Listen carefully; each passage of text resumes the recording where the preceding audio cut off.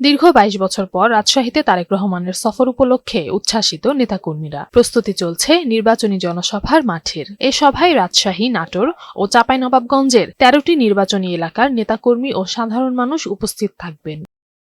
অনুষ্ঠান সূচি অনুযায়ী তারেক রহমান রাজশাহীতে হাজী মোহাম্মদ মহসিন সরকারি বিদ্যালয় মাঠে ২৯ জানুয়ারি দুপুরে নির্বাচনী সমাবেশে যোগ দেবেন। এরপর নওগাঁর উদ্দেশ্যে রওনা দিবেন তিনি। আগামী ২৯ তারিখে যে তারেক রহমান সাহেব আছে তাকে এক নজর দেখার জন্য ওনারা আসবেন। এখন দলের প্রধান তিনি যখন আসবেন, ইতিবাচক আমাদের সাড়া পড়বে, এটা আমরা তো চাই। পরে নওগাঁর এটিএম মাঠে জনসভায় যোগ দেবেন বিএনপির চেয়ারম্যান তারেক রহমান। জনসভায় তিনি জেলার ৬টি সংসদীয় আসনের বিএনপির প্রার্থীদের পরিচয় করিয়ে দেবেন। জনসভার প্রস্তুতি হিসেবে মাঠের প্রস্তুতি পর্যবেক্ষণ করেছেন কেন্দ্রীয় নেতারা। দলীয় প্রধানের নির্বাচনী এ জনসভা ধানের শীষের ভোট ব্যাংককে আরও শক্তিশালী করে তুলবে বলে মনে করছেন তৃণমূলের নেতাকর্মীরা। নওগাঁর জনসভা শেষে বগুড়ার উদ্দেশ্যে রওনা দেবেন বিএনপির চেয়ারম্যান। দীর্ঘ ২০ বছর পর উনি আমাদের এই নওগাঁতে মাটিতে পা রাখবেন।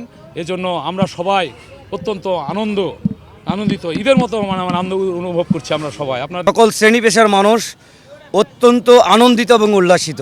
দীর্ঘ ১৯ বছর পর নিজ জেলা বগুড়ায় যাচ্ছেন বিএনপির চেয়ারম্যান তারেক রহমান। তার আগমনকে ঘিরে পুরো জেলায় বইছে উৎসবের আমেজ। প্রিয় নেতাকে এক নজর দেখার জন্য নেতাকর্মী ও সমর্থকরা মুখিয়ে আছেন। সন্তান ঘরে আসতেছে, সবাই উন্মুখ হয়ে আছে ওনাকে এক নজর দেখার জন্য। কত লোক মাঠের মধ্যে ঢুকতে পারবে আমরা জানি না, তবে শোনার জন্য, তার কথা শোনার জন্য, বক্তব্য শোনার জন্য আমরা ব্যাপক প্রস্তুতি নিয়েছি। বৃহস্পতিবার রাতে বগুড়ার ঐতিহাসিক আলতাফুন্নেসা খেলার মাঠে জনসভায় বগুড়াবাসীর উদ্দেশ্যে বক্তব্য রাখবেন তারেক রহমান। এরপর ৩০ জানুয়ারি সকালে বগুড়া শহরের চারমাথা, বারোপুর ও সাবগ্রাম সহ তার নির্বাচনী এলাকায় গণসংযোগ করবেন এবং পথসভায় বক্তব্য রাখবেন। তারেক রহমানের সফরে বাড়তি নিরাপত্তার প্রস্তুতি নিয়েছে জেলা পুলিশ।